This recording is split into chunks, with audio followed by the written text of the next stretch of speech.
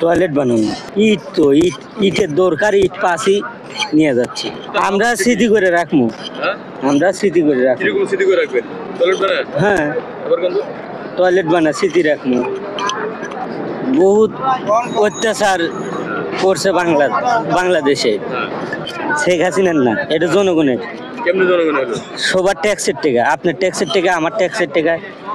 শেখ হাসিনার না তাই তো ভুল করে গেছে